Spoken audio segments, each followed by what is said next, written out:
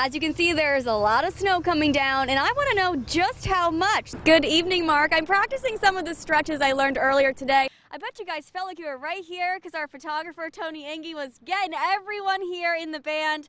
Wonderful job. We're going to have more live updates for you. The opioid epidemic has created an increase of children in crisis in our area. They're angry. They feel players are disrespecting this country. What a Christmas miracle! Merry Christmas, Mrs. Claus and Santa. Thank you so much for being in Tunkhannock with us for Christmas in our hometown. They're still asking that you do not park your cars on certain roads. What a fun day it's been here today, and it's getting packed. A lot of people are starting to come out now if they haven't been here already. The venue opened this morning at 10 and the races kicked off shortly after at 11. Now, some people are hoping they're going to walk away with some winnings from betting, but other people actually just won some money in the hat competition. So whether you're here for the fashion or the racing or just some southern charm, there seems to be something for everyone.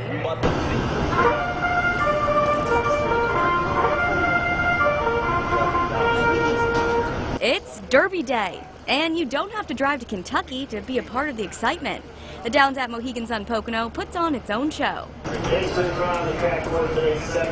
We have hats and horses and mint juleps and everything you could possibly imagine. We have got it today. Many people make Kentucky Derby Day an annual outing. We just love coming out to the races. But for some, it's their first time. I'm here to learn. Others come feeling lucky. The gambling. Over the years, it just keeps getting bigger and bigger. With typically more than 1,000 people who come out for the race day fun, many show up dressed to impress.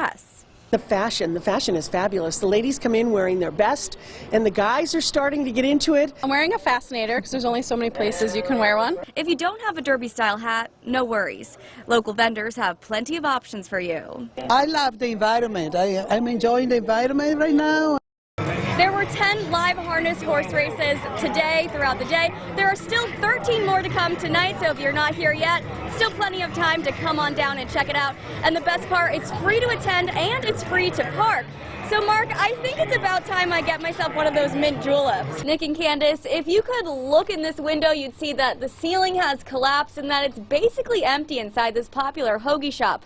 Yet throughout the day, dozens of people pulled into the parking lot, got out of their cars and tried to open the locked door, not realizing that the shop is closed because of the weather.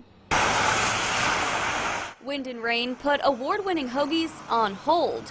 When a store manager went to open Steve and Irene's Hoagies and Pizza shop in Mayfield at 9 a.m., some parts of the store were missing.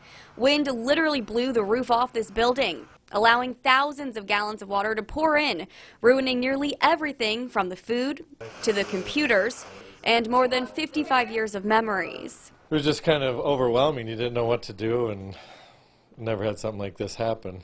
And he's not the only one who had a rude awakening. Around 5 a.m., a woman sleeping in her house here on West Pine Street in Dunmore tells me she heard a loud crash and felt the house shake. She looked out the window to find that a tree had fallen on her home. The damage was mostly exterior, so she was able to stay inside. Other places, the damage ripped right through, like here at Lakeland Junior-Senior High School. Take a look at its athletic facility. Strong winds ripped the roof off, so much so that the high school's athletic director sent out a district-wide email stating that no one is permitted to use the field house until further notice. All of this makes for a busy day for storm cleanup crews. A lot of roof damages, trees and things such as that. Biggest thing has been the roof's blowing off, a lot of wind last night. Kevin Kroll and his team spent 7 hours sucking water out of the hoagie shop. At the end of day one, they had tarps on the roof, removed wet ceiling tiles, removed damaged contents, and sucked out as much water as they could to prevent mold. But there's still a long way to go. The only positive is now maybe we can do a little remodeling construction we wanted to do. The cleanup crew tells me it'll take at least 2 weeks to dry up the place, then at least another week for a contractor to rebuild it, meaning the owners and about 20 employees will be without a paycheck for a month. Live in Mayfield, Haley Bianco, Eyewitness News. Buckets of these river rocks are now in every classroom in Blue Mountain School District. Superintendent David Helsel came up with the idea for what they call Go Buckets. We're empowering our teachers and our students to do something. He tells me it's the last line of defense in a series of protocols the district follows when there's an intruder, explaining if the intruder overcomes the other safety features, like getting in the building, getting through the locked doors, and overcoming the barricades, then the teachers and students will reach for the rocks. We're going to throw them at a person that comes through the door as hard as we can. If they hit somebody in the head, it could actually knock them out or even hit them in the temple and it could kill them. The bucket of rocks is secured in a safe place in each classroom. Parents have been informed through meetings and open houses.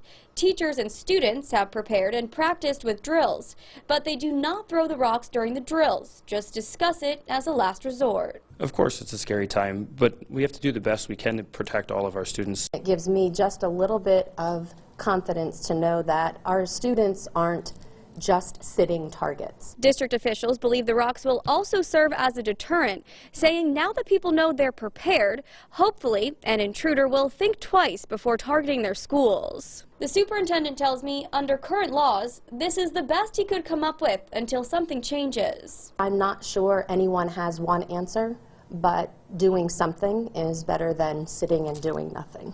I hope that they feel a little safer. In Orwigsburg, Haley Bianco, Eyewitness News.